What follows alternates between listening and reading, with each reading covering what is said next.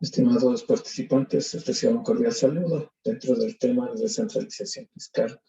banca pública y empresas públicas, vamos a ver algunos temas muy interesantes respecto a la aplicación que sería a nivel territorial, a nivel descentralizado, de los temas que hemos venido tratando a lo largo de esta asignatura. La Constitución, en su artículo 3, determina como deberes primordiales del Estado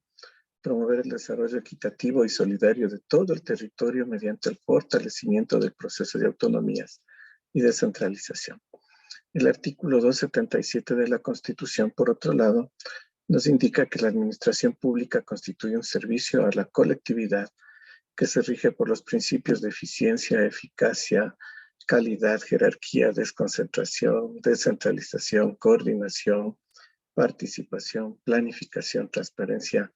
y evaluación. Esto hace justamente que todos los niveles territoriales tengan responsabilidades. Bajo esa lógica, el Código Orgánico de Administración Territorial, Autonomía y Descentralización, más conocido como COTAD, establece justamente esta forma de organización político-administrativa en el territorio a través de los gobiernos autónomos descentralizados, los regímenes especiales que garanticen justamente, por una parte, estas acciones y por otra también el respeto a la autonomía política, administrativa y financiera de estas instituciones. Además, desarrolla un modelo de descentralización obligatoria y progresiva a través del Sistema Nacional de Competencias. Por eso es que las instituciones, los GATS, pueden ir asumiendo competencias de acuerdo a las capacidades que se tengan y además recibir los recursos que sean del caso para ejercer estas actividades. Los objetivos del código son muchos, simplemente voy a mencionar algunos. La autonomía política, por un lado, la profundización del proceso de autonomía y descentralización, el fortalecimiento del rol del Estado en estos efectos de consolidación de los niveles de gobierno, la organización territorial del Estado para que sea esta equitativa y solidaria, la democratización de la gestión del gobierno central y de los gobiernos autónomos descentralizados a través de la participación ciudadana, la delimitación del rol y ámbito de acción de cada uno de estos niveles de gobierno para que no se dupliquen sus funciones, no duplicar recursos y tener un solo esfuerzo en función de lo que el Estado necesita. Del mismo modo, la definición de mecanismos de articulación, coordinación y corresponsabilidad entre los distintos niveles de gobierno para planificar mejor la distribución de estos recursos y la consolidación de las capacidades rectoras del gobierno para poder aplicar cada una de estas acciones. En cuanto a los fines de los gobiernos autónomos descentralizados, estos en cada circunscripción territorial tienen los siguientes: el desarrollo equitativo mediante el fortalecimiento del proceso de autonomías, la garantía, en este caso, del goce de los derechos individuales de las personas, así como de los colectivos, el fortalecimiento de la unidad nacional en su diversidad, la recuperación y conservación de la naturaleza, la protección de la diversidad cultural y a los espacios en los que se genera esa diversidad cultural como tal, la obtención de un hábitat seguro y saludable para los ciudadanos y una garantía del derecho a la vivienda en el ámbito de sus competencias, el desarrollo planificado para transformar la realidad de cada una de las sociedades en las que se tienen, especialmente las de la economía popular y solidaria, la generación de condiciones que aseguren los derechos propios reconocidos en la Constitución y en la ley a través de la protección integral de sus habitantes, entre otras muchas que se pueden citar. Este código también define lo que es la autonomía, y en este caso esta debe ser vista en el caso de los gobiernos autónomos descentralizados y los regímenes especiales, como el derecho y la capacidad efectiva de estos niveles de gobierno para regirse mediante normas y órganos de gobierno propios en sus respectivas circunscripciones territoriales, bajo su propia responsabilidad, sin intervención de otros niveles de gobierno y en beneficio de sus habitantes. Esta autonomía se ejercerá de manera responsable y solidaria. Lo que ha sucedido es que a veces estas autonomías han sido mal interpretadas y ha habido un exceso, yo diría, de competencias, de funciones, de actividades de los gobiernos autónomos descentralizados respecto a no informar al gobierno central, no coordinar con el gobierno central, o simplemente hacer caso omiso de determinado tipo de disposiciones. Y esto es lo que ha afectado el concepto de autonomía. Sin embargo, este per se es bueno, es positivo, ya que ayuda a consolidar la democracia.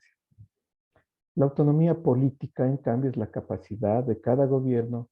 autónomo descentralizado para impulsar procesos y formas de desarrollo acordes a su propia historia, cultura y características de la circunscripción territorial.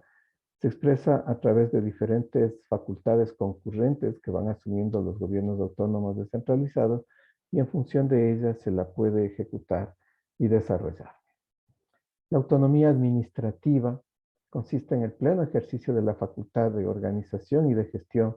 del talento humano y recursos materiales para el ejercicio de sus competencias. Como ven, hay varias formas de analizar el concepto de autonomía.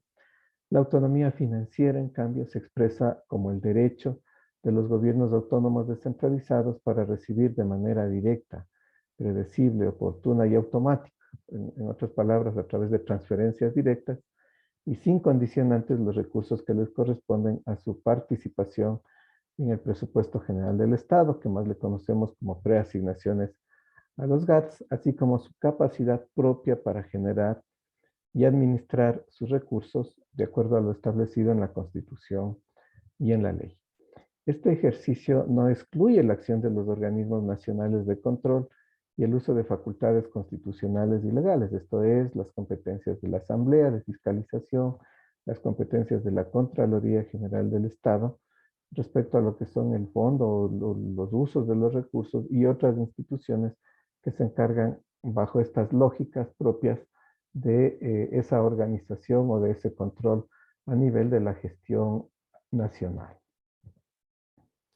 Otro aspecto importante establecido en el Código Orgánico de Planificación y Organización Territorial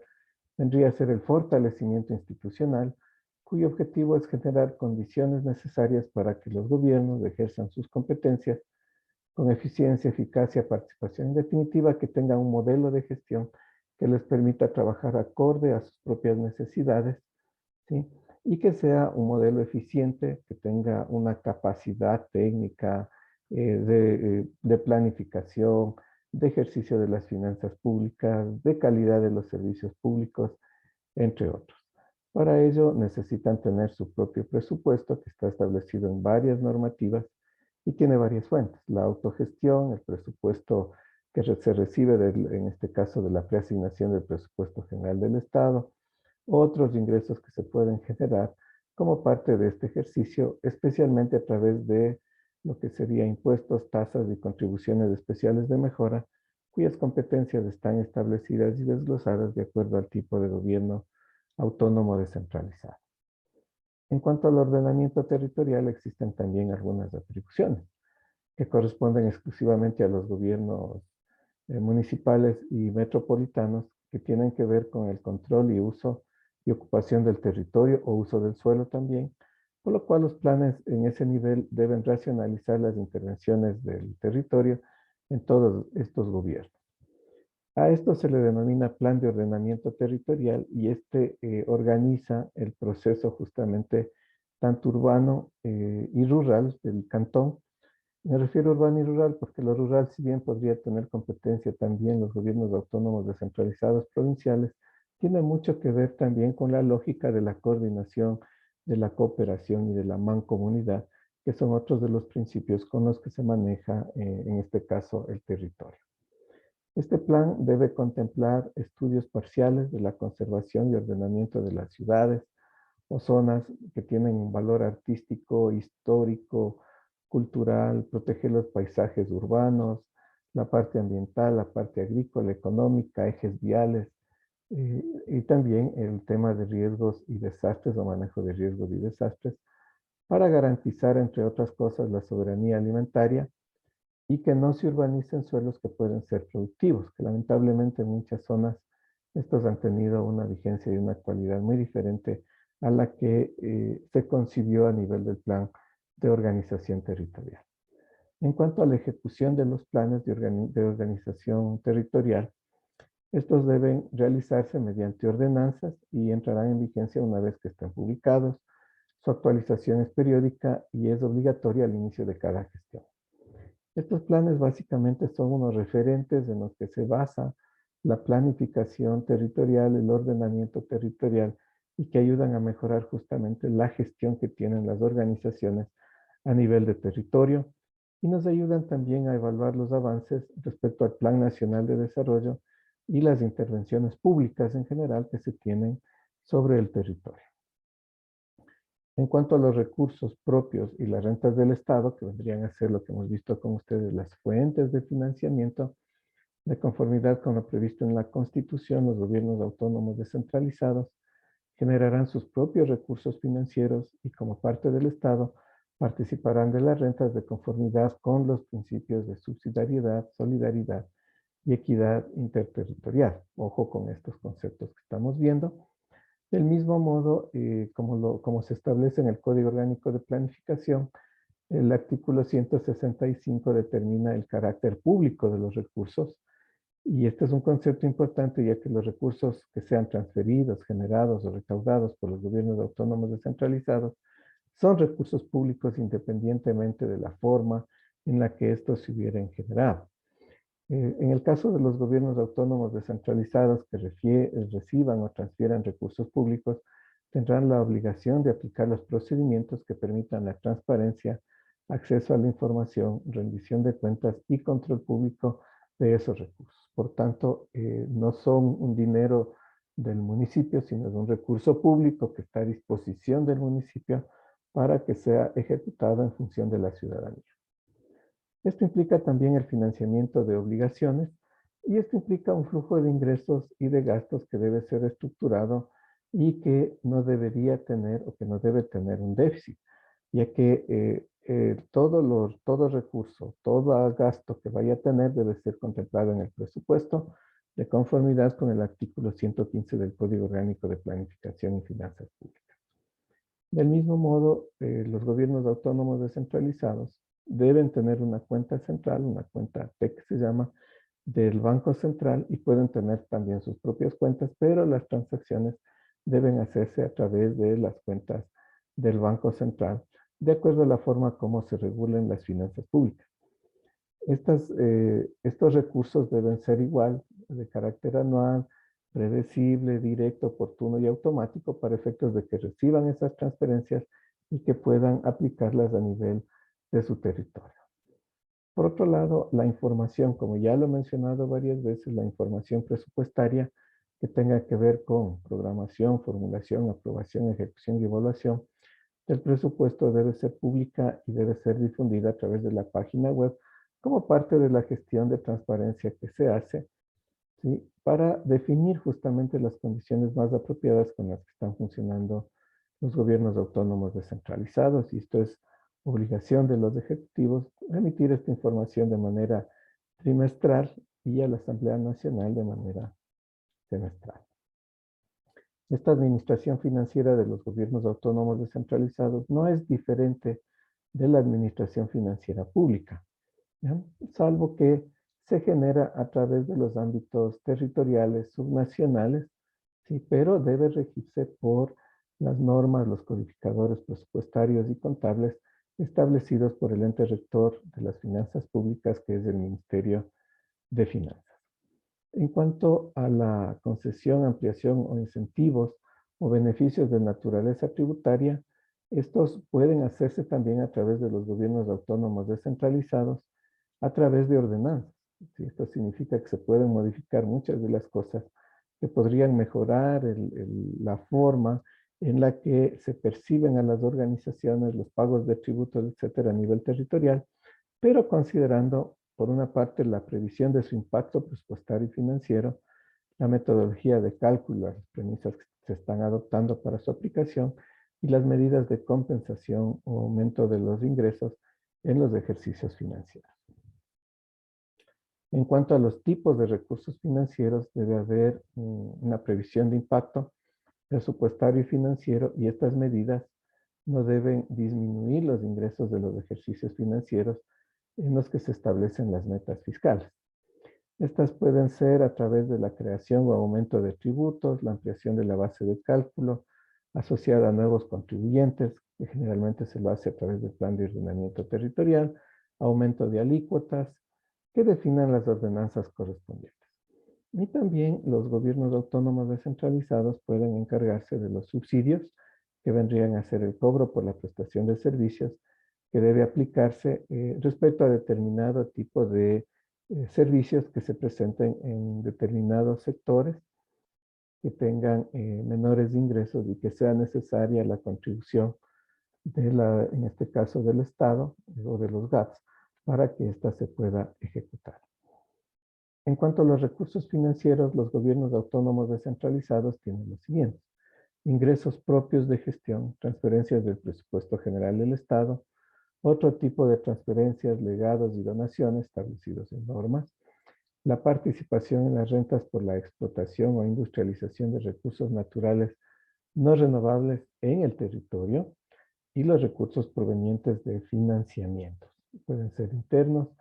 externos. Tal vez aquí amerite indicarles que antes de que existan estas normas, por ejemplo, el Oriente, que era el que nos generaba alrededor del 70%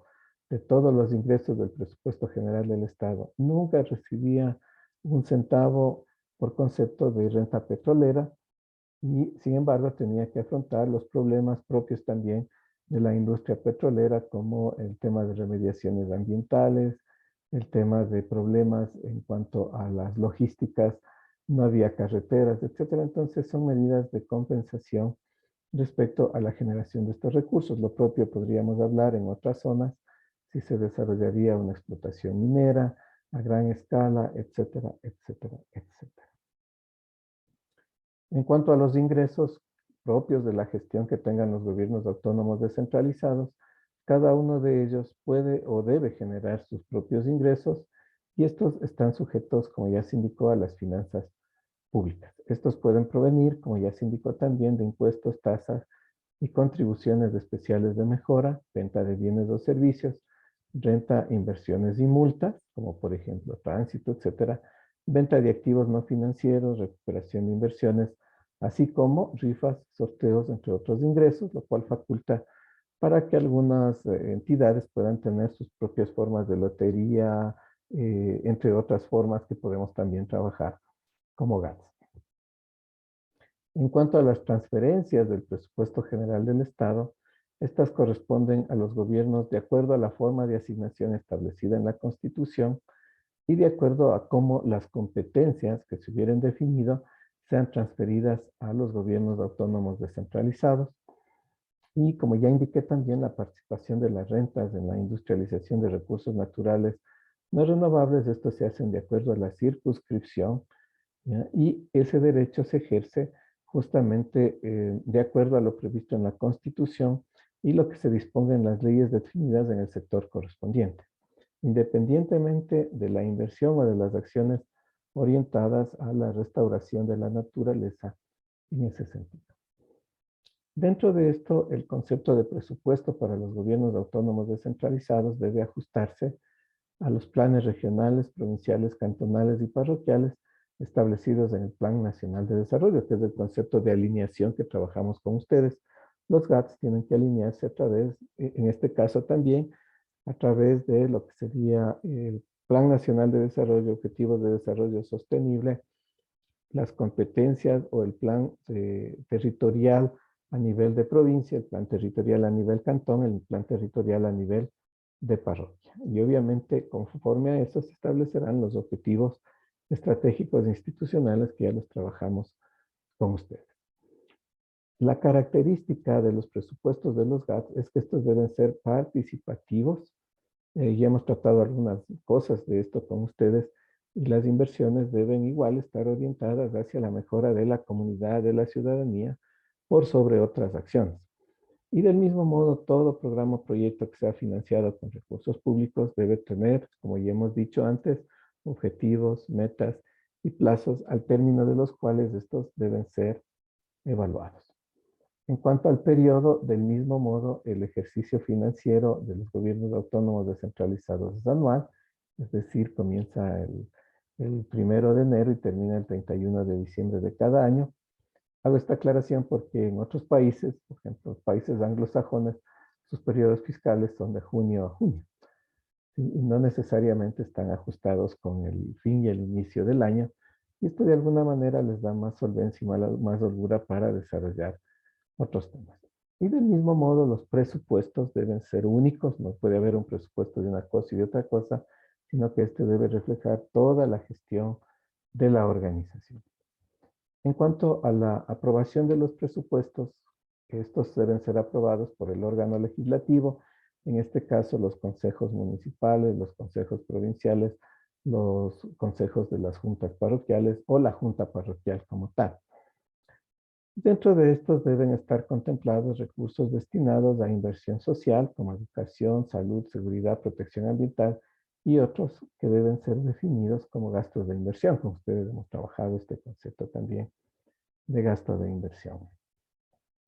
En cuanto a la conformación del presupuesto, este es muy básico.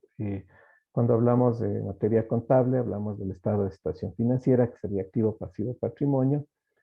El estado de situación económica, que sería ingresos, gastos y superávit. Entonces, cuando hablamos de presupuesto, estamos hablando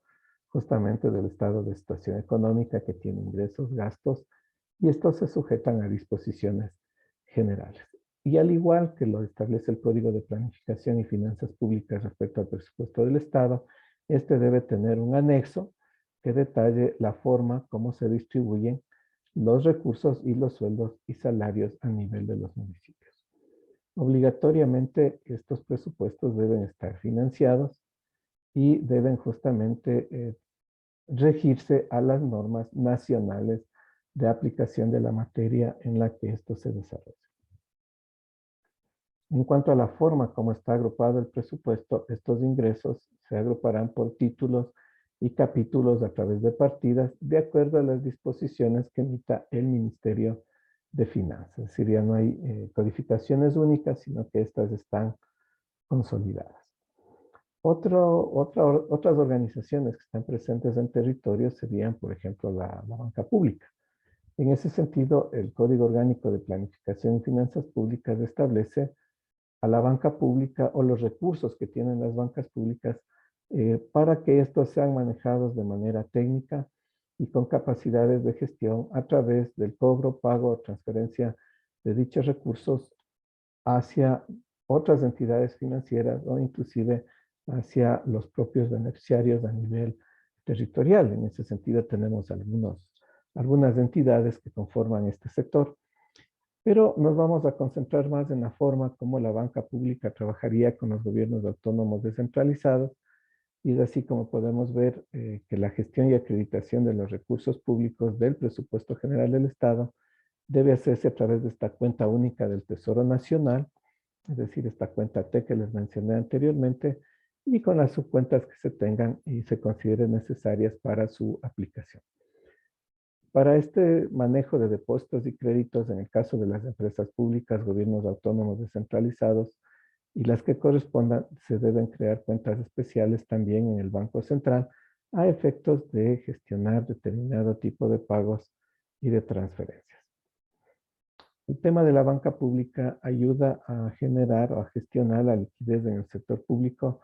respecto a lo que hace el Banco Central y en coordinación de este con el resto de entidades del sector público, ¿no?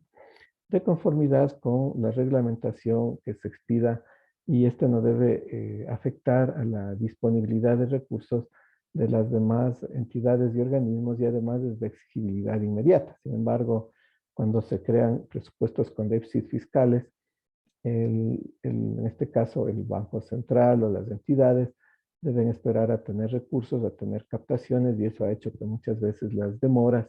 sean mayores en cuanto a la ejecución de los recursos. Las empresas públicas, a su vez, tienen sus propias proformas institucionales y cada una debe estar sujeta a lo determinado en el presupuesto general del Estado, si bien no reciben recursos, pero sus efectos de consolidación deben estar estructurados en función justamente de esto. Ustedes pueden ver alguna gama de empresas que existen y otras que ya no existen a nivel de las actividades, y los resultados también en algunos casos han sido negativos y no han podido seguirse manteniendo estas empresas o estas organizaciones como tales. Entonces, lo importante aquí es que estas contribuyen a los planes anuales de inversiones,